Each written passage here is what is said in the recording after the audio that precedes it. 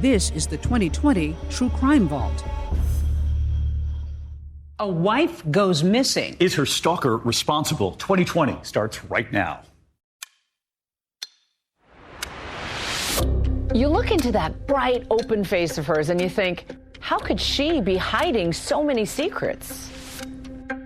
There was a lot of pictures all over Rockford of a Katrina Smith that was missing. Seconds count, minutes count, and so we were doing everything we possibly could to try to find her. Maybe Katrina's hiding. Maybe she doesn't want to be found. It's been horrible. They said I'd be back later, and that's the last we heard of her. You can't even believe that you're going to a park or a wooded area to like search for your sister's body potentially. And it's like, we wanted to find her, but you don't want to find her either.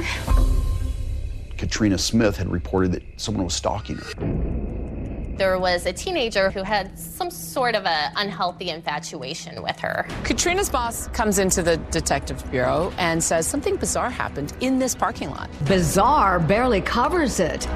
Some guy throwing flyers out of the car containing some really outrageous accusations against Katrina.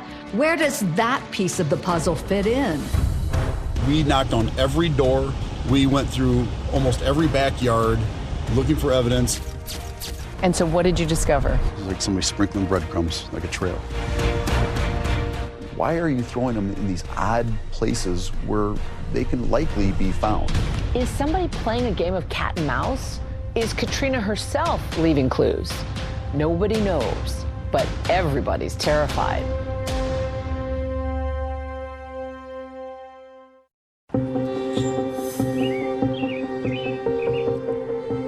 It's an otherwise ordinary Friday in October of 2012. A missing person call comes in. Sheriff's Communications, can I help you? Yes. My wife is house sitting for somebody who's out of town, and we haven't been able to reach her son. You haven't been able to reach your wife? Right. What's your wife's name? Katrina. How unusual is it to get this kind of call? It's common to have missing person cases come in. I guess the reason I'm concerned is her work called me and said that she didn't show up, so not really something she would do. Even though missing person cases are common, the families involved are pretty traumatized, I would imagine. Families are always very traumatized when a family member, loved one, goes missing. My phone rang and it was Todd. He said, hey, have you talked to Katrina? I said, no, why? And he said, well, she didn't show up for work today. And immediately my stomach sank because that's not my sister. My daughter Miranda called me and said, Katrina's missing. I was hysterical. I thought, oh my God, what do you mean she's missing? Katrina was my second child, first daughter. She was just a happy girl. She really was. You know, Katrina was 8 years older than me. You know, I always wanted to just grow up and be like her. Katrina liked to take care of people. She just always went out of her way to put other people first. I know Katrina Alex Smith from Chesney Park High School. She was a student of mine her senior year in the year 2000. We did the yearbook together. She was my senior editor. Katrina, I thought, was really smart. She was very well driven. She was very mature for her age. Katrina has vanished from the very place she spent most of her life, Chesney Park. It's a town that's part of the larger community of Rockford, Illinois. Rockford is located about 100 miles from Chicago, about 20 miles south of the Wisconsin border. It's a big, small town. Definitely more of a blue-collar community. a lot of manufacturing, a lot of people working hard to just make a better life for themselves. Right away, you notice that manufacturing history when you come to this town. You can see so many industrial plants as you stroll along the river downtown. To locals, that's what Rockford is known for. But to outsiders, this place is usually known for something else. When a lot of people first hear about Rockford, Illinois, they think of the Rockford Peaches. It's the first women's baseball league. Of course, a league of their own was based on our own Rockford Peaches. Are you crying? No. There's no crying.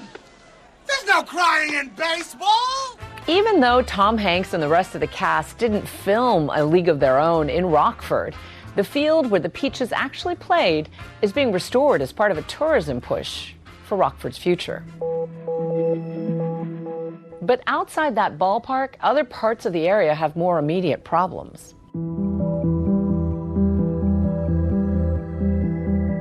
It's a very high crime area.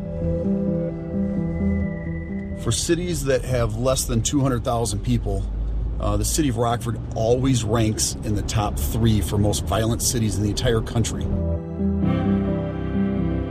So, with that in mind, what questions come to mind when you meet a guy who's reporting his wife missing? The response is, why is this person missing and why are you calling the police? You obviously think something really bad is happening. Let's have somebody start looking into this and start contacting family members and friends. As detectives begin their investigation into this missing persons case, they wonder, well, what could have been happening in Katrina's life that would cause her to simply disappear? So the first person they wish to speak with is the man who filed that missing persons report, her husband, Todd Smith. One night, 9 years earlier, Todd Smith was working as a DJ, and he met Katrina, who had been out having fun with some of her friends. They hit it off immediately. He just fit in with our family pretty quickly. I thought he was a great guy. You know, he was a cool dude that I enjoyed hanging out with. Todd was quite a bit older than Katrina, 15 years, and had 3 daughters from a previous marriage. But it didn't seem to matter. Him and the girls moved in, and that was it. She had a built-in family. When I met Katrina, I immediately liked her. She played with me. She remembered details about things that I liked. She was really fun. She was an extremely good stepmom to Todd's daughters. The girls really adored Katrina. She brought a lot of light into our family, and I think that he liked having a whole family unit versus being a single dad. She, was a second mom to them and would go to their soccer games or cheerleading events. And I know she loved the girls very much. They got engaged and then married. Their wedding video is full of warm moments. I love you. You are my best friend. Today I give myself to you in marriage. I obviously remember the wedding and how excited she was on her wedding day. I know she was crazy about him, So now you may kiss your bride.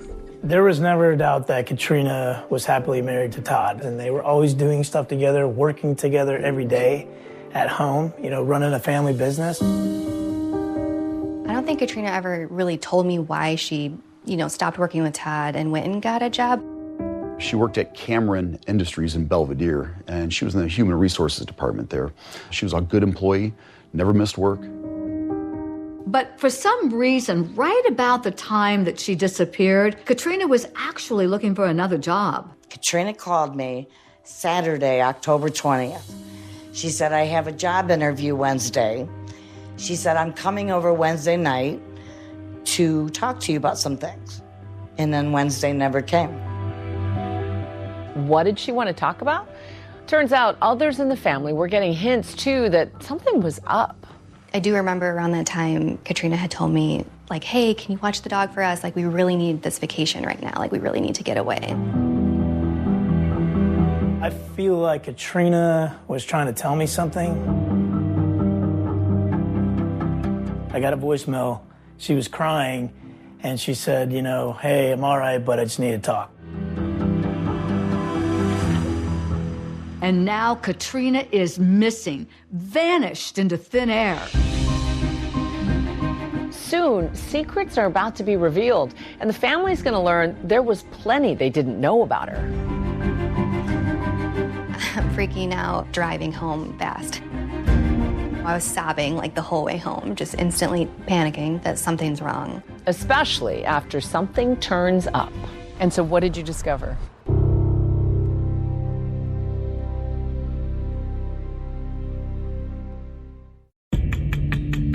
She's missing. We don't know what happened to her. Smith has been missing since Monday night when she told her husband she was going to run errands. It was truly like a nightmare, because every day you're waking up and realizing like this has actually happened. I still kind of felt like maybe she was at a friend's house or just had a stressful day and just needed some time to herself.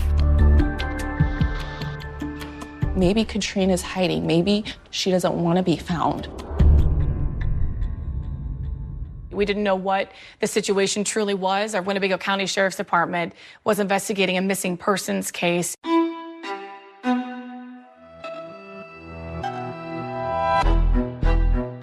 And there wasn't a lot of information. Police are not revealing all they know, but they are finding clues, including one huge discovery just hours after Todd's missing persons call: Katrina's abandoned car.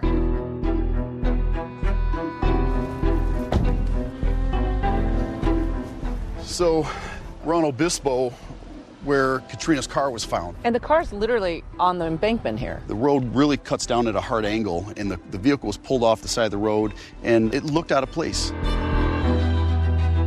We had the car towed down to our police department so that the crime scene could go through the car with a fine-tooth comb and get any and all evidence that we can out of this car. And so what did you find inside the car? Later, once we got into the vehicle and were able to look into it, we found this letter that was in the car, and it ended up being a love letter from Todd to Katrina. That note reads in part, "To the love of my life. I love you and cherish you, Katrina. Love, Todd." And it suggests that the last thing that's in here is a message of love and devotion from her husband. That's right, yeah. When we found Katrina's car on the side of the road, it really changed our mindset in that now we're genuinely concerned about her welfare and where is she at? Is she alive? Is she dead? Is she injured? Is she being held captive? We don't know, but now things have gone up a little bit. Todd Smith told me he had no marital issues with his wife, Katrina.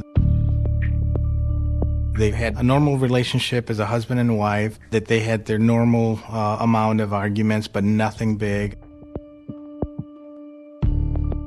In fact, detectives say that Todd told them that the night before Katrina disappeared, the couple was actually discussing adopting children. So with this, Todd is certainly making it seem this marriage was as good as it gets. As the police analyze the car for clues, while also looking for other possible leads about Katrina, her family and the community spring into action.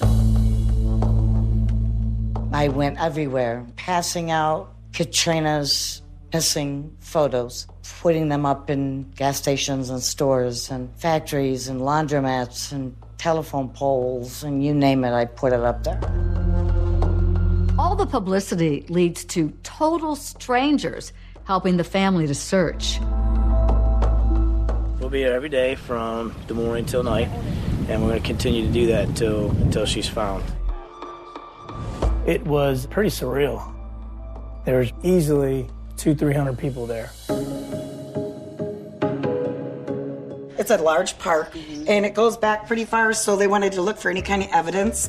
Judy LaSala and Vicki Lurkey were like a lot of people in Rockford. They didn't want to just sit idly by. This is the way you went, right? Yep, we had to search up the hill. Yeah. Search there, we went cover all the fields back there. There was a lot of pictures all over Rockford of a Katrina Smith that was missing. My heart was just broke for her. You know, how could she just show up missing like this and nobody knows where she's at? I don't know why, I just felt like I needed to help find her. You can't give up hope. You just got to keep thinking that we're going to find her. I think a lot of people could relate to Katrina because she's this young woman who could be anyone's wife or sister, mother, friend, and, you know, everyone wanted to come out and do what they could to try to find her. They were there to try to find Katrina. It wasn't like they were paid to go up there or, you know, they were forced. They all came there on their own. We wanted to solve the mystery. Yeah.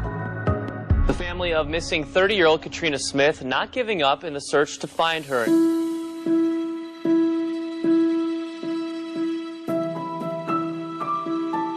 You can't even believe that you're going to a park or a wooded area to like search for your sister's body potentially.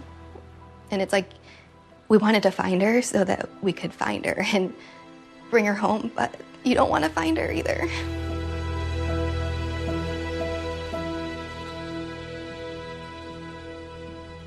And yet at the same time, everyone's hearts went out to Todd.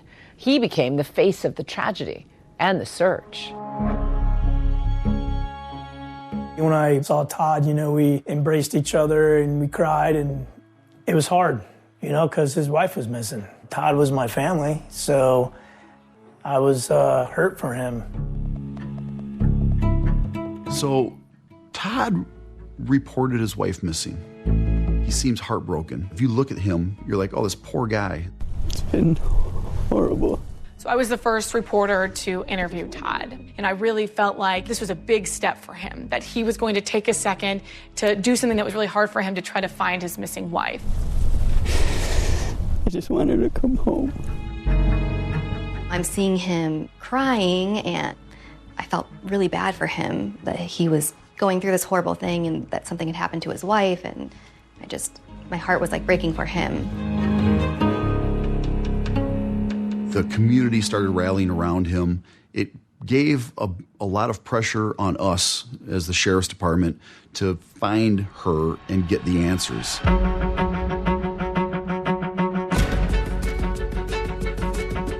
With a case where somebody may be either being held captive, is maybe gravely injured and left laying somewhere, seconds count, minutes count, and so we were doing everything we possibly could to try to find her. But as that investigation continues, the police, as well as everyone out searching for Katrina, are about to be stunned by what is uncovered. The phone was essentially dropped into the bush right here. Clues that turn this case from a missing person to something more sinister. This is pretty dense woods. You found a purse in here. We find her purse in the woods. It's making things look really bad.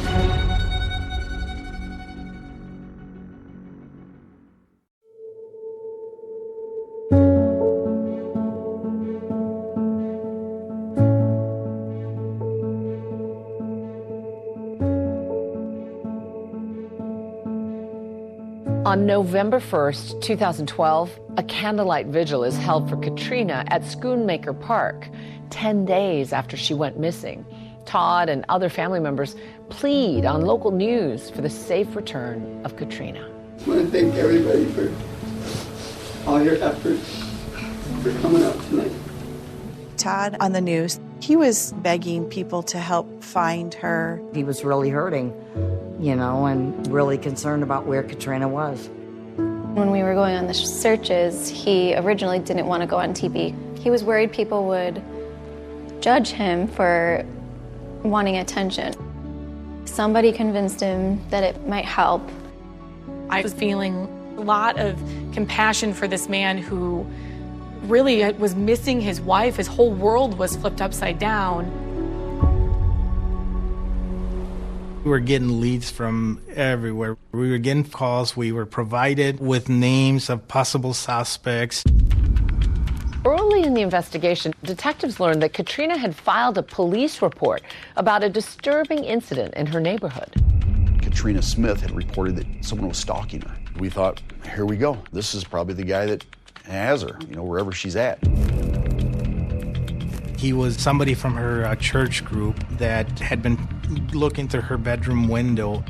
He was a teenager who had lived in Katrina's neighborhood who had some sort of an unhealthy infatuation with her. She was worried about this infatuation. This young man was attending college at a university near Winnebago County at the time of her disappearance. That person is our number one suspect. Katrina's alleged stalker had left town for college. As detectives try to track him down, they intensify their search for Katrina in the area where they found her car abandoned. There's no reason for a car to be here. Yeah, there's no reason. And it just looked very out of place. When the searches were underway, you create search teams to go into these woods? That's correct, yeah. We searched every square inch for a very long distance. We also had the help of the community that showed up and helped in these very large-scale searches. So they're expanding the search. It's gone from this park to a 20-mile radius around it. And that search pays off with a key discovery. This is pretty dense woods. You found a purse in here. We find her purse in the woods, in the brush. It's making things look really bad at this point. Also found near the car, some paper towels that someone had thrown out. We found some towels that had what looked like blood on them. The towels looked as though they were used to clean something. We were able to determine that the car had actually been wiped down clean on the inside. And we found DNA, Katrina's DNA on the paper towels, but was any DNA found inside the car? There was some DNA found inside the car. The things that we were finding clearly led us to believe that something bad had happened. The mystery of Katrina's disappearance deepens when another vital clue is found: her cell phone. So this is where you found the cell phone? The phone was essentially dropped into the bush right here. It was down at the bottom of this thing. We don't know how these pieces got there. They were being found and collected as evidence. Like breadcrumbs along a route. It was like somebody sprinkling breadcrumbs, like a trail. Once you look at where everything was found, you could see where it looked like one person or two persons had everything in their hands. They were throwing it there as they were walking along. We're, as detectives, trying to figure this out. Bloody towels look like somebody cleaned something up. You've got a cell phone that was discarded over here. Why are you throwing them in these odd places where they can likely be found? Anytime we have a case that we feel may be involved with somebody that has been kidnapped, being held for ransom, homicide, the whole department in general goes 110% towards that until we find this person. Remember, police have a suspect, that teenager who Katrina suspected of stalking her. Detectives are able to track him down at a university in Illinois and immediately drive there to speak with him. I personally interviewed that person, and he did confirm the things that he was being accused of in the past with Katrina Smith. We were able to verify his location during the time of Katrina Smith disappearing. He was at school at that time. We confirmed the login information of when he was at the school, and that completely eliminated him from being a suspect in this investigation. We were confident after follow-up that this individual was excluded from having anything to do with the death of Katrina Smith. He was nowhere near town, clear alibi. We were able to dismiss him as being involved in this in any way, shape, or form. With the Illinois college student in the clear, detectives are stumped until they're able to examine the contents of Katrina's cell phone. Katrina's cell phone reveals a treasure trove of text messages between her and a male coworker. We found out that Katrina was having an affair with a coworker that worked with her at Cameron Industries. We start looking into his background, and lo and behold, he's got issues in his past that raise a lot of red flags with us as detectives. There's no question that we have our guy.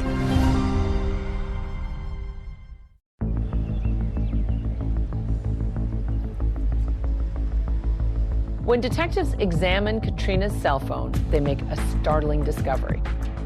They find texts between Katrina and a man who worked in her office. Turns out Katrina was having a secret affair with a coworker. During the background investigation of Katrina Smith, we interviewed a lot of people, including coworkers. One of the first persons that showed up at her condo the day that she was reported missing was a person by the name of Guy Gabriel.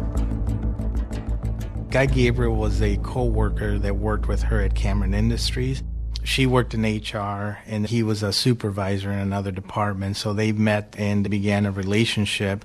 When we learned that Katrina Smith was having an affair with a coworker, it opened up like Pandora's box. It was a moment that we all looked at ourselves like, are you kidding me? She's having an affair with a guy? It was kind of a bombshell moment. There was a number of texts from him where he was like, just tell Todd you want a divorce. Just tell him. Katrina's secret affair was hidden from almost everybody. On the outside, it appeared Katrina and Todd had a loving, happy marriage. Katrina loved Todd, and they had a solid marriage. They had a great relationship. Katrina was happy. I mean, she was the happiest I've ever seen. Happier with him than she's ever been with anybody. And when detectives dig deeper, they find out Guy Gabriel had a serious brush with the law in the past. He was living in a temporary residence on a campground, which they also considered suspicious. Detectives discover that in 1989, Gabriel was charged with a felony, aggravated battery, during a bar fight. Gabriel pleaded not guilty and was eventually acquitted of that charge. We started focusing on Guy at this moment because he's got an arrest in the past. Mr. Gabriel knew exactly where she was on the night that Katrina went missing. Guy Gabriel became a suspect because he had a relationship with Katrina. Detectives also learn about a bizarre incident involving Katrina and Guy Gabriel. It took place exactly 2 weeks before she disappeared. Some of Katrina's co-workers are sitting outside when they see an unknown car driving deliberately through the office parking lot.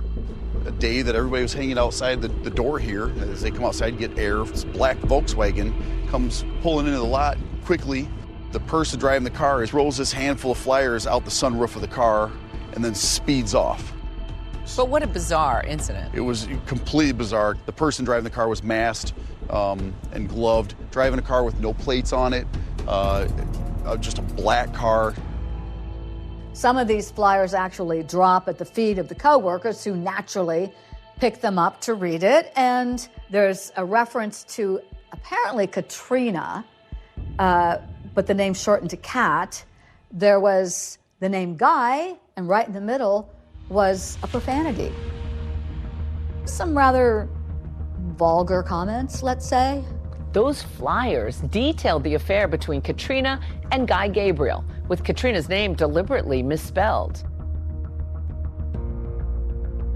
Somebody is out there to cause problems at her job. Whoever it was wanted everybody at her work to know that she was having an affair or having a relationship with Guy Gabriel. On top of that disturbing incident, Katrina also had the feeling that someone was using her cell phone to track her movements. So she went to her cell phone dealer for help. Katrina had gone to the store with concerns that she was being followed, being tracked. She thought someone was tracking her, so she brought the cell phone to the store. She requested time off to go over to U.S. Cellular to see whether or not her phone had been compromised. The cell phone rep said Katrina seemed fine the first couple of times she visited the store, but on that last visit, something was clearly wrong. That day was different. When she came in, she was worried. She was afraid. Her whole demeanor was not what it had been before. She was way more fidgety. She was moving her phone a lot, keys between her hands, messing with her fingers. Katrina was scared. I believe she feared for her life at that point. Katrina texted her stepfather about how to get a FOID card and be able to obtain a gun. Katrina wanted to get a gun for protection. With his previous arrest for battery and Katrina's fear that someone was tracking her movements, police believe it's more and more likely that Guy Gabriel may have had something to do with her disappearance. You got a female that is missing. You got somebody who is dating her, and then we find this information about the prior arrest. There's no question that we have our guy. We grabbed Guy Gabriel, brought him into the police department. We felt we had it. We thought we were going to find Katrina. We thought we were going to get information of where Katrina was. But when Gabriel sits down to talk to police, he has an astonishing story to tell, one that will take the investigation into a shocking new direction. We come to find out that Katrina was leaving Todd, that she was leaving this marriage, and that she was done. It was the day that she went missing.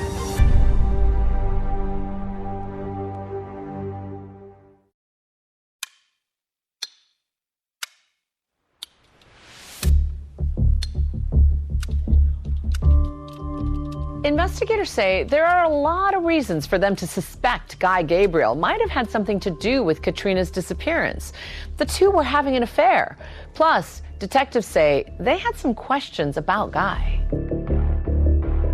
And without knowing anything about Guy Gabriel, we thought we had our guy. We interviewed him. We asked for a timeline of everything, where he has been from the time that Katrina went missing up to now. So now he's a potential suspect, but he's cooperating with you. He was completely cooperative with us. He told us everything we wanted to know. He let us in his house. He let us search everything. He provided an alibi as to where he was, and actually it was confirmed. He was not there. He was not anywhere close to Katrina. So you have to dismiss him as a suspect because he has an ironclad alibi. We were able to easily disclude him from being involved in her disappearance. But talking with Guy Gabriel is invaluable to investigators anyway. He drops a bombshell bit of information, according to detectives. He claims Katrina told him her marriage to Todd was ending. She was about to leave him and had already moved out of the house. He even tells detectives that he saved the text messages she sent him about all of this. So these are texts that Katrina sent to Guy. Guy shares them with you. The text reads, "I already told him before I wanted a divorce. Appointment with attorney next Monday. Numerous times I've said I have nothing to give." This is painting a very different picture than what you would have imagined. What is this telling you? As detectives, it's pretty clear that Katrina wants out of her relationship, her marriage with Todd, and that she's revealing her true feelings to this person. I had heard about Guy Gabriel was someone that Katrina was confiding in that she worked with. During the initial investigation and talking with Todd about his marriage with his now missing wife, he tells us that everything's fine. He says she's simply house sitting for a friend. And that's it. The fact that you caught him in a lie, what did that tell you? We have to start wondering, why is Todd not being straight with us? Remember that card from Todd that was in Katrina's car when it was found on the side of the road?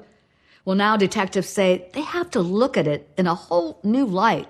Instead of a simple love letter, could Katrina have really seen it as a threat?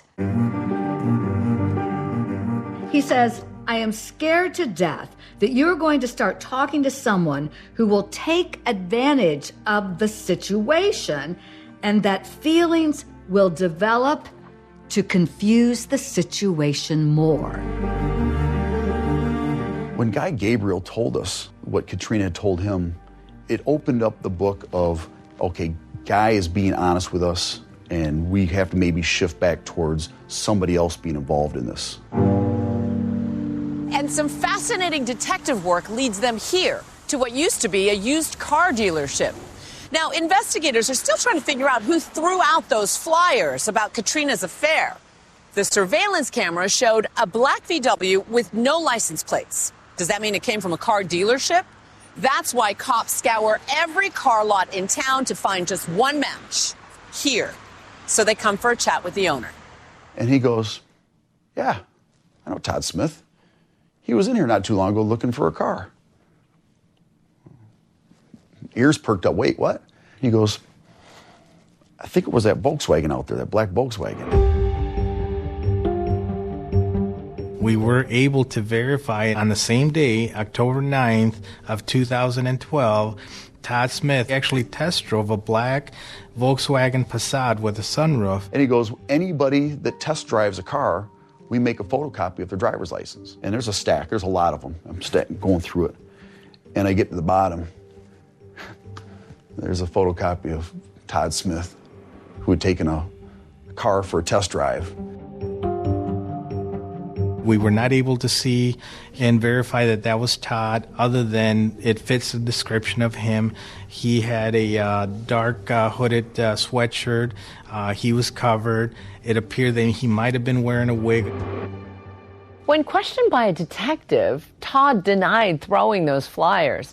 And of course, even if police suspected he was behind the incident, that would only make him a jealous husband. It's not proof he had anything to do with Katrina's disappearance. And the fact is, even some of Katrina's family and closest friends didn't know she wanted to end the marriage.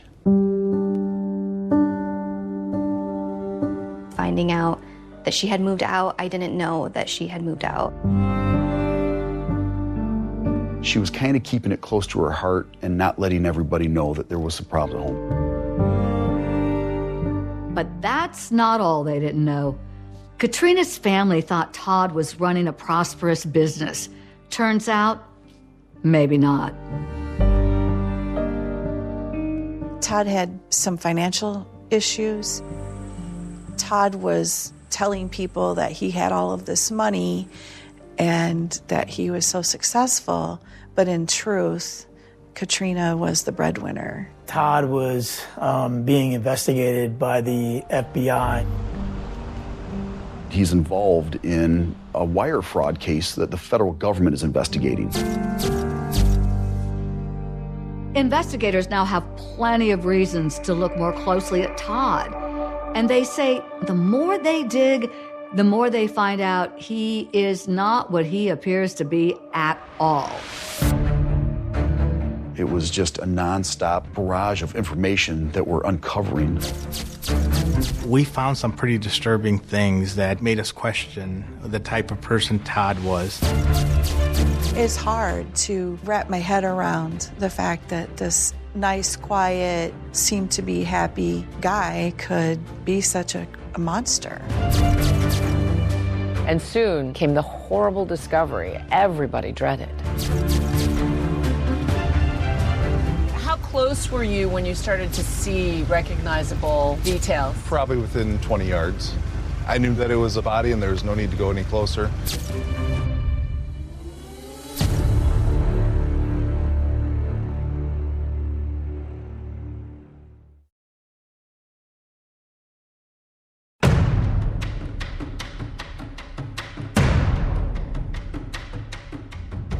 You could see the clothing and the torso.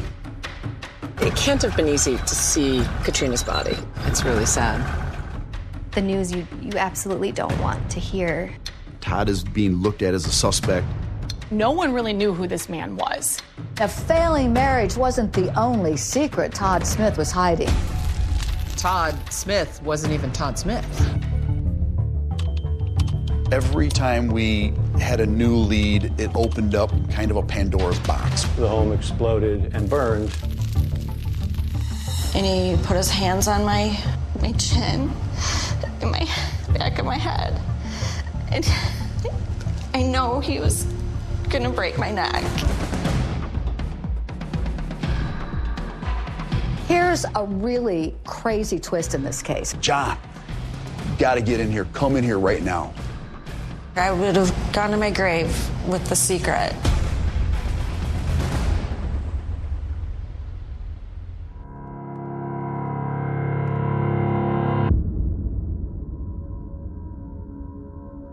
"30-year-old Katrina Smith had been reported missing by her husband Todd on the evening of October 23rd. Desperate for answers and help, the emotionally distraught father of 3 took to the local airwaves in Rockford, Illinois. It's been horrible. I felt like when I was interviewing Todd that he was putting on a show more than he was answering questions to find his wife. I didn't see a single tear. He said I'd be back later. And that's the last we heard of her.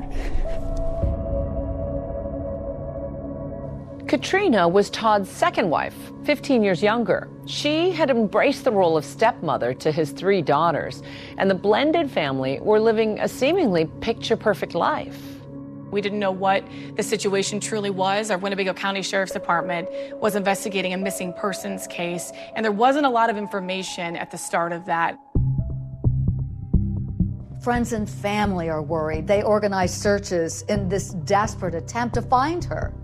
We'll be here every day from the morning till night, and we're going to continue to do that until she's found. The groups that are out searching, they're finding little things. The police are out searching. We're finding little pieces of evidence. Katrina's abandoned car was discovered the very night she was reported missing. In the days that followed, a trail of evidence like breadcrumbs, her purse, cell phone, bloody paper towels.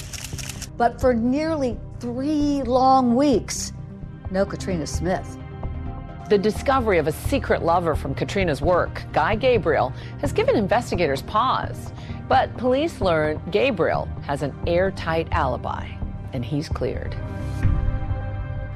But then, a discovery that changes everything. On November 9th, we got a phone call. There was an off-duty fireman fishing on the Rock River in Byron, Illinois. It's a good 20 miles south of where Katrina's vehicle was found. So this feeds into the Mississippi River, too? Yes. Yep. Ryan Bruce is out fishing on Halloween when his boat runs up on a log. It's pitch black out, and while he's working to free himself, he notices something odd stuck on the upstream side.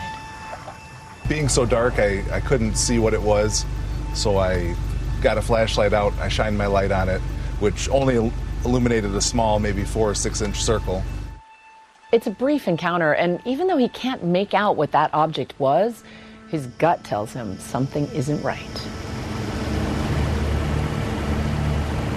The next time I was able to go out on the water, I came out. It was daytime, middle of the day, and I was going fishing again, but I knew I had to stop and check that first, just to either confirm or see that it was trash. And you remembered exactly where it was? Yes. Yep. How close were you when you started to see recognizable details? Probably within 20 yards. What registered with you? Just, you could see the clothing in the torso. I knew that it was a body and there was no need to go any closer. I called the sheriff's department and waited for them to come there. It would have literally been right here. Right over the side of the boat. Yeah. Oh, it's just awful to think about it. I was in the detective bureau. My boss came out and said, they found a body. Go down there, see if it's her. The medical examiner was able to compare the dental records and was able to verify and confirm that it was Katrina Smith. My first reaction was just utter sorrow, like you can't believe it. But there was also this tiny bit of relief that it was over, that we found her, because a lot of people never find their loved ones. There was some sense of relief in a way that they found her, but obviously it's the news you absolutely don't want to hear, and it was just awful knowing that this is the reality, she's gone.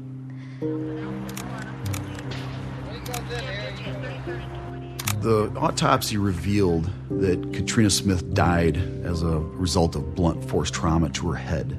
She had been struck many, many times by a very hard object right on top of her head. It was tremendous damage. It changes everything at this moment. This investigation just went from being a missing person to murder. Todd Smith tells investigators his marriage is solid, but that coworker Katrina is having an affair with shares text messages with investigators that suggest the relationship between Todd and Katrina is anything but solid. It was over. He shows you a message that says, I had an appointment with my attorney next Monday. Katrina did have an appointment with a divorce attorney. We found out this wasn't just talk, she was making actions to get divorced. And a failing marriage wasn't the only secret Todd Smith was hiding. The other sort of facade, if you will, is that everyone thinks that Todd is a successful investment professional. But you start digging into that, too. There couldn't be anything further from the truth about Todd being a successful businessman. Joseph Peterson is a former assistant federal prosecutor for the Northern District of Illinois.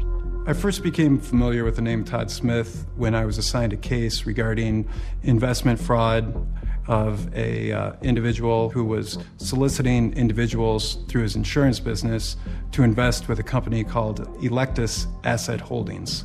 The FBI has been investigating Todd Smith for his alleged role in running a Ponzi scheme.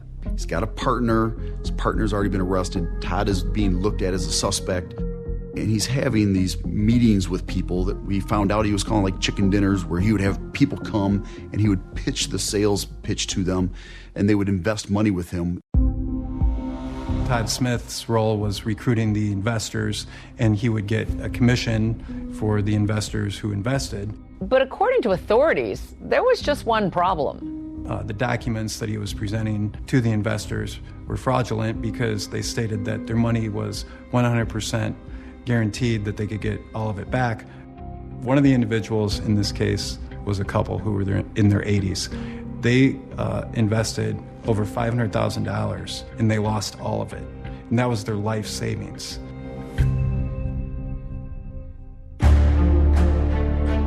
For Winnebago County detectives investigating Katrina's murder, Todd's background raises some troubling questions. And slowly, as investigators continue to dig, that carefully crafted image Todd Smith had built begins to crumble. This was a situation where, for a lot of people, no one really knew who this man was. In fact, Todd Smith wasn't even Todd Smith.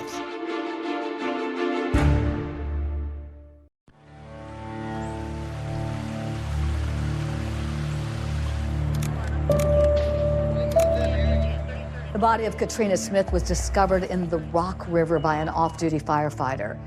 Now, an autopsy reveals the 30-year-old died as a result of blunt force trauma to the head. And with the missing person case now officially a homicide, investigators turn up the heat on Todd Smith. As we're looking at Todd's background, we found some pretty disturbing things that made us question the type of person Todd was. Every time we had a new lead, it opened up kind of a Pandora's box. One of the most startling discoveries was that Todd Smith wasn't always Todd Smith. He used to have a different name. He was a rap rager. That was his last name.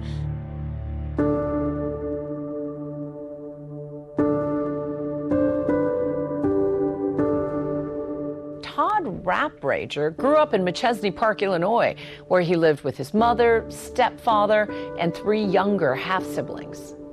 The first time I met Todd was at our lockers our freshman year at Harlem High School. Our lockers were next to each other all through high school. Todd was short, very thin, kind of quiet, a good-looking kid. I thought he was cute. He was in band. I believe he was on the football team our freshman year. He seemed like a really nice kid. That thin, quiet, good-looking kid was friendly and polite, but he rarely spoke of his life outside of Harlem High School. Todd seemed like there was maybe something going on in his home life. That home life became the subject of intense scrutiny when Todd was just 17 years old. In March of 1985, Todd was involved in an incident wherein he had an argument with his family and went for a walk. But before he left on the walk, he unplugged the natural gas line to the home. While he was out walking, the home exploded and burned. In interviewing the owner, he said that he and his wife were awakened by an explosion. The ceiling was falling in on him. He got his wife out of the house, along with one of his youngest child out of the house. But they couldn't find Todd Rapridger. According to the report, she was outside screaming for him, thinking that he was trapped in there. Ultimately, an interrogation of Todd resulted in Todd confessing to the fact that he had been the one that disconnected the gas line with intent that there was going to be a fire. He just wanted to scare his mother because they had not been getting along for an extended period of time. There had been an ongoing conflict between him and his mother. Todd waived his right to a jury trial, and he entered a plea of guilty to the arson. He got 30 months probation and 160 hours of community service. Looking back at it, you'd have to say he was a troubled boy. Probably needed some help, some professional help somewhere along the line. Todd moved away shortly after the fire that destroyed his family's home. And 3 years later, with his legal troubles behind him, he found love with Teresa. When I met Todd, he was working full-time at a local factory. Teresa asked that we not reveal her last name. I was 21 and he was 20, so we were both very young. We met at a party just with friends and we hit it off, and he seemed very kind and fun to be with. Seemed like a genuinely nice person. We were married in Jamaica in 1992. We decided to go that route because of his family situation.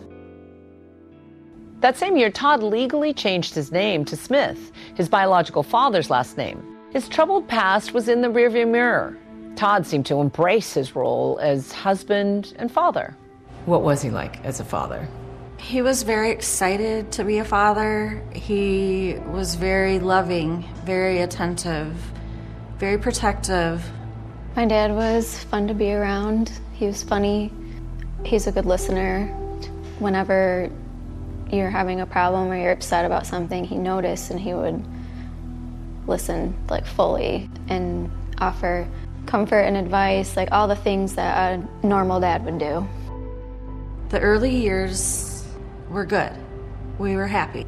You said it was the happiest time of your life. It was.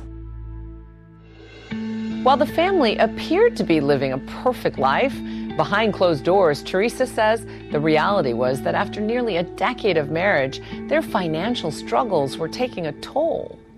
What did he claim to be doing employment-wise, and what was he actually doing? I don't know what he was actually doing. He was involved in the financial world, in insurance. And was he making money? Bringing home money? Not on a consistent level. Like, there was money coming in, but there wasn't anything that could be counted on. Teresa says with mounting debt, they were forced to sell their house and move the family into her parents' home. I had returned to work after having our third child. I had accepted both a full-time and a part-time position. And carrying the burden of trying to pay our bills and also be the primary parent caring for the children, it became too much. The couple separated and shared custody of their 3 daughters. Later that same year, Teresa was the victim of a brutal robbery and assault, an experience that has haunted her for more than 2 decades. something she has never talked about publicly until now. Do you remember what the mask looked like? Yes, it was a werewolf. Even though I couldn't see his face because he had a mask on, I could still see his eyes.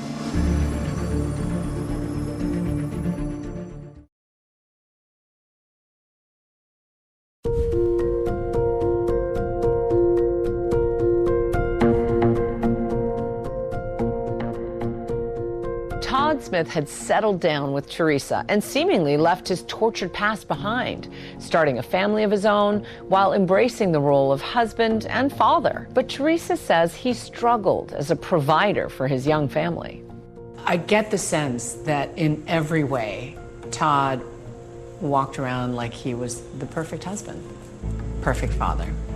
I think that image was everything to him, and he fooled people into believing that he was successful and that he was providing and that we were the perfect family. You were the breadwinner of the family. Yes. And you were raising the kids. Yes. And you were paying for his life. Yes. When Teresa was forced to sell her home and move her family into her parents' house, well, she had reached her breaking point. Teresa and her 3 girls were living here in this Loves Park neighborhood at her parents' house. Todd had officially moved out. But on October 6, 2001, Teresa says something happened that would haunt her for more than 2 decades. Teresa says she hasn't spoken publicly about it until now. We had been separated for a few months, and I had gone out for the evening, came back home, pulled into the driveway, and I was carrying my keys, my purse, and a Capri Sun. I'll never forget that. And went around the corner, and I was punched in the face. Full force, knocked me off balance, and he was wearing a Halloween mask. Do you remember what the mask looked like? Yes, it was a werewolf. And he started to beat me up. So you fall into the ground at this point? I was off balance, and he started punching me. And then how did you get away? I had gotten myself onto my knees, and he went behind me, and he put his hands on my chin, in my back of my head. And I know he was gonna break my neck. And I just remember thinking that my mom was gonna come out in the morning and find me dead in the yard. And when that thought went through my head, I just burst up. I had a adrenaline rush or something, and I just stood up really fast, and it knocked him backwards, and then I ran. She called me that night to tell me that she was attacked outside the house, and I had to calm her down to understand that she was okay. I mean, she survived somebody trying to kill her. She reports it to the police, and who does she say that she thinks this person is? She said it's her husband, Todd Smith. How can you be sure it was him? I mean, I was married to him. I could see his eyes. I could see his body. I mean, it was him. Todd told police he had been home at the time of the attack. And Teresa says when she confronted him days later, he denied being responsible. Fingernail scrapings taken from Teresa at the scene were compared to fibers on a jacket belonging to Todd, but the results were inconclusive. Teresa also had blood under one of her fingernails, and detectives wanted to test it for DNA and compare it to Todd's. But police say Todd refused to cooperate, and with no probable cause for a search warrant to obtain a DNA sample, they closed the case. Teresa says she was actually relieved by that decision. I was keeping it a secret. I didn't want people to find out because I didn't want my kids to be ashamed. So I just thought it was my secret, my cross to bear. I would have gone to my grave with the secret. And when she shared with you some of the dark parts of what had happened to her, how did you react? Well, first of all, I could tell, at least I felt and I believed that, that she was telling me the truth. Teresa married her second husband, Jason, in 2013. It was obvious to me that Teresa did what she did for the girls and that she put what happened to her aside in order to protect the girls and not put that on them.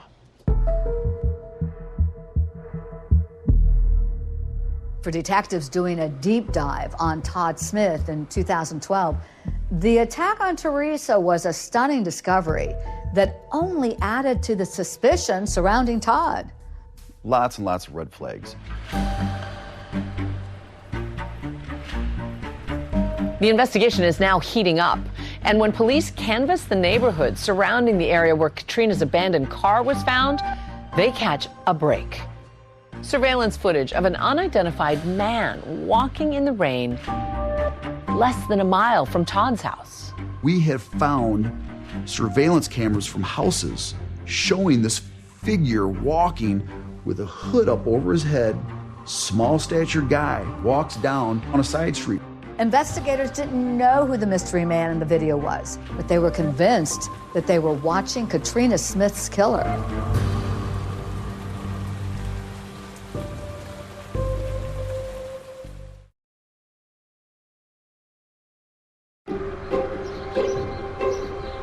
If you went probably a mile or 2 mile diameter around where we found that car, we knocked on every door of every house.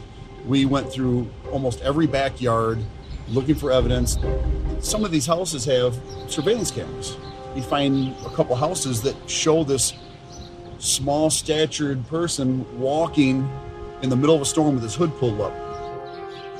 So there's the camera on the corner of the house. Oh, yeah. That caught this figure walking down here. And he walks all the way down right to the dead end and then disappears into the brush back in here. Right. So what's on the other side of this fence?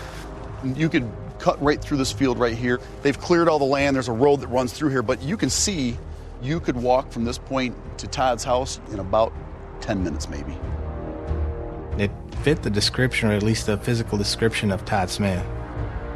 But the image in that surveillance video is too grainy, and the subject's too far away to make a positive ID.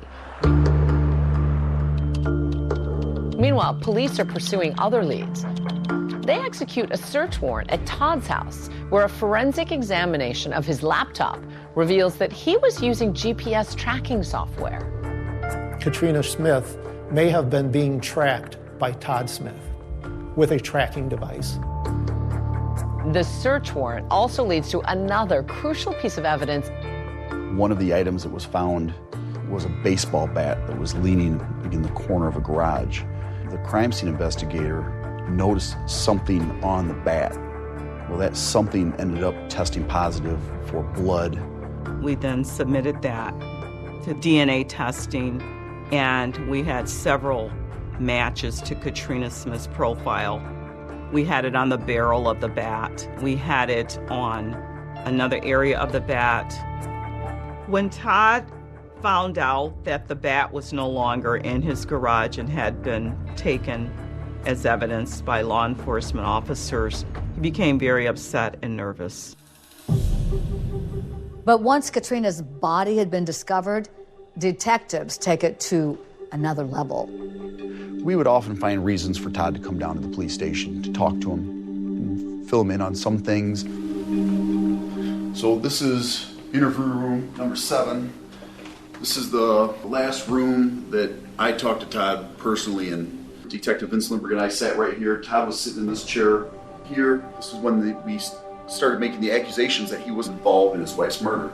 Todd immediately said, "Where are you going with this? I don't know what you're talking about." And he got upset. Detective Lindbergh has explained to him, we have all of this evidence. It all points towards you. You know, your wife has been murdered, and you did it. He stands up. The chair goes against the wall because he's angry.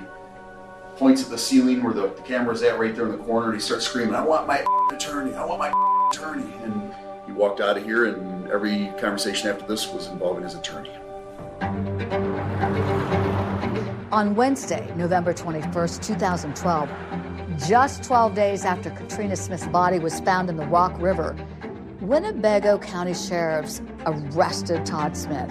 He's charged with 4 counts of first-degree murder and 1 count of concealing a homicide, and Todd Smith pleads not guilty to all charges. When we got the phone call and they said, hey, we got him, like, we just arrested Todd. And it was so surreal. I mean, it's like the moment we're waiting for him to know that he wasn't just gonna get away with this.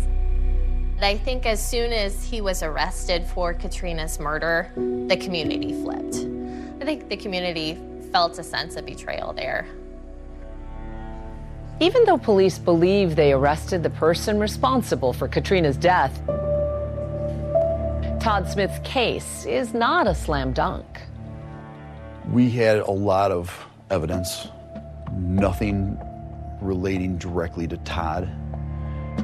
That baseball bat, which prosecutors allege to be the murder weapon, is found to have no traces of Todd's DNA on it. You've got somebody that you're looking at, and you've got all of this stuff that points to a certain person. You still, in the back of your mind, you're like, I wish we had the smoking gun. We didn't have that yet. This case, even though it was strong, it was charged on circumstantial evidence, and cases like that are very hard to prove in court. I truly believe, based on the evidence, that Todd thought this was a crime he was going to get away with.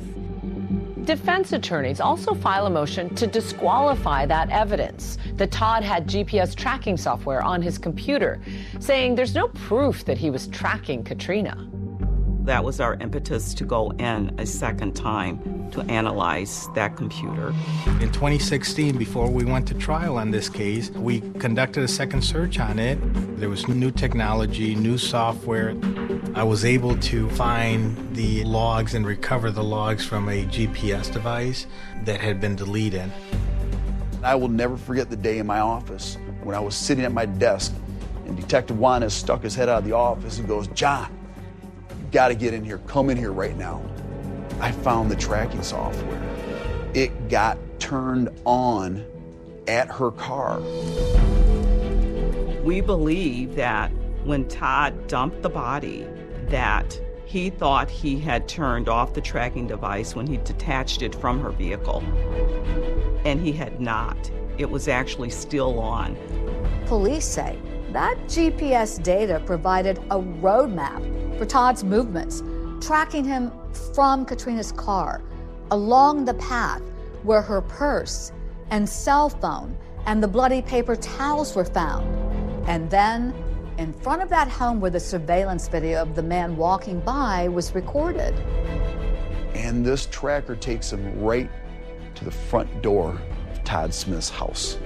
The tracking device did not lie. It's computer data. So his jealous tracking essentially exposed himself. Absolutely.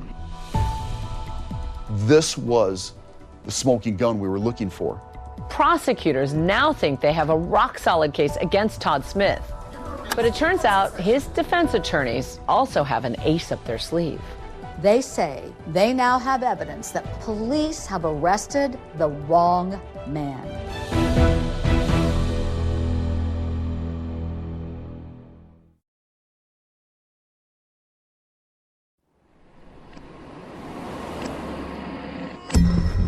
The high-profile murder trial of Todd Smith got underway today. He's the husband of Katrina Smith, who went missing in October of 2012. It's January 2017. 4 years since Katrina Smith disappeared, and now her own husband, Todd, goes on trial for her murder. It was a huge deal just in the Rockford area, and everybody was following the case. What was your mindset going into trial? Did you think you had a good case? Absolutely. I think a prosecutor has to be confident and the integrity of the investigation and the strategy that we have put together. In the opening statements, the prosecution explained that they were going to show that Todd was guilty through the evidence, and it was evidence that Todd had left behind. Till death do us part, a vow Katrina Smith spoke when she married the defendant, and that vow would prove to be a deadly vow for Katrina Smith. The reason I believe that that was her epitaph is because she was not going to reconcile with the marriage and she was moving forward with her life. He was not going to have that. And he literally took the words "till death do us part" seriously. The prosecution takes jurors through their main evidence, including that aluminum baseball bat they allege to be the murder weapon. Another key piece of evidence, all that information in Todd's computer that pointed to his use of a tracking device to follow his wife. I think one of the stronger pieces of evidence was the tracker was taken off of Katrina's car, and it continued to send pings or GPS markings, which coincided with a path of evidence from the car back to Todd Smith's house. Prosecutors also call a parade of witnesses, including Katrina's co-worker, Guy Gabriel, who testifies under oath that Katrina was desperate to leave Todd. Just encouraging her to be open and honest, to let people know how she felt at home, how she felt about their relationship, her desires to get out. Guy Gabriel was an important witness because the night that Katrina disappeared, she had texted him that she had told Todd the marriage was over. In its opening statements, the defense had its own message to send to the jury, and that was, rush to judgment. You've got the wrong guy. This is a case that is completely built on a shaky foundation of rumors and speculation. Throughout this entire case, you could see that the police narrowed in on Todd Smith. They didn't really look at other suspects. They really focused exclusively on him. And in a dramatic move, defense lawyers point the finger at Guy Gabriel as a possible suspect. They drop a bombshell in court, revealing that just a month before the trial, Gabriel was arrested and charged with aggravated domestic battery. According to the police report, Gabriel's wife said after an argument, he knocked her to the ground and slammed her head into the pavement at least 3 times. His wife admitted they had physical domestics in the past. The first thing I noticed was she had a large knot on her forehead. Her face was really red and it looked like she had been crying. We wanted the jury to know that the person that she suddenly became involved with on a very personal level was also somebody who was violent. Guy Gabriel admitted guilt to the charge, but the state's attorney has an irrefutable rebuttal.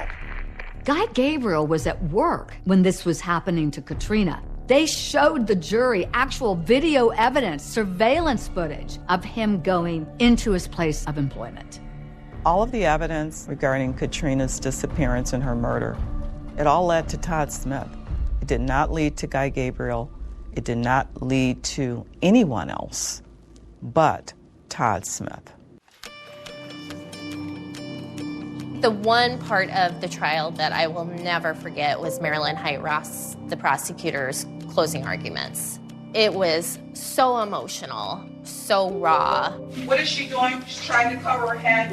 You heard Dr. Vince. At that time, he's pounding, he's pounding, he's pounding. You didn't just pick up the bat, you swung the bat in the courtroom. I needed to do that. I needed them to visualize how he would have swung the bat when he was murdering his wife. How did the courtroom, the jury, the family react to that? I know my colleague was shocked. It's like, you had the bat and you were swinging it? I wanted to show the emotion. It was dramatics. I thought it was a little over the top and theatrical and kind of distracting from the actual evidence in the case.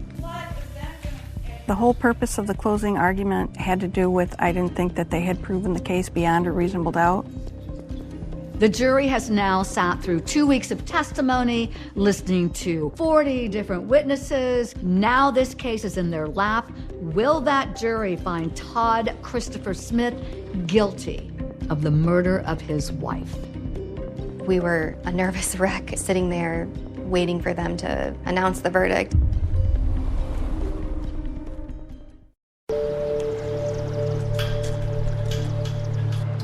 The trial of accused murderer Todd Smith comes to a close. Only a few hours after closing arguments, jurors reach a decision. It is a time where I would definitely say you're sitting on pins and needles when you're waiting on a verdict. The courtroom is filled with anxious family members and people from the community as the jury foreman delivers the long-awaited verdict. We, the jury, find the defendant Todd Smith guilty of first-degree murder. I remember I was sitting next to Todd Smith and he slumped back in his chair and didn't react beyond that. It was just the biggest relief imaginable because you're just so scared. What if something goes wrong and they have a different verdict? The verdict comes in. What was your reaction? Thank God we got justice for her and her family. Mm-hmm. And he does not go unpunished for taking this young life. Sentencing day has arrived, and loved ones of the victim have their opportunity to stand up and say something about the person that they are grieving. It all hurt so much, Todd, and all you had to do was walk away and let Katrina live the life she deserved. But out of greed and jealousy and rage, you chose to take her precious life. He never looked at me. He kept his head down the whole time, and he smirked. Just smirked. I'll never forget the smirk on his face. When it's Todd's turn to speak, he continues to maintain his innocence. It was a blessing to know Katrina, to know the beauty in her soul, her smile, and her heart. Although I am not guilty of the acts the state portrayed, I harbor no ill will for the Todd said that he harbored no ill will against the state. Did it matter to you at all whether or not he thought badly of your case? Well, let's just say that I care about the opinion of the people because we represent the people. And so Todd's opinion about the state means nothing to me. He received 55 years in the Department of Corrections for first-degree murder, and Todd Smith was sentenced to an additional 4 years for the concealment of a homicidal death. Extremely happy with the sentencing because he definitely doesn't deserve to see the light of day ever again. Todd was indicted for his alleged role defrauding investors as part of that Ponzi scheme. Before he could enter a plea, the government decided to dismiss those charges. To this day, he's housed in a state penitentiary in the state of Illinois. I talked to him on the phone, and I asked him to tell me what happened. I said, okay, you can either tell me the truth or I won't be talking to you anymore because I can't do this. And he's like, I'm sorry, I can't tell you anything. And so I hung up the phone, and I haven't talked to him since. While justice may have been done, the collateral damage from the case lingers to this day. Todd's first wife, Teresa, says she still wonders if Katrina's murder could have been prevented. This whole entire process, I have felt numb and just heartbroken for everyone, for Katrina and her family and my children. It's shattered a lot of lives. So much devastation. And there's really no complete healing that can happen. Jason, what goes through your heart? Just her pain is my pain. I mean, and it just, it hurts to see her in pain. I don't want people to remember Katrina just by how she died and what happened to her. I want people to remember who she was as a person and how she lived her life and how full of life she was. I just want people to remember that she was kind and giving and loving and just do the same, be like her.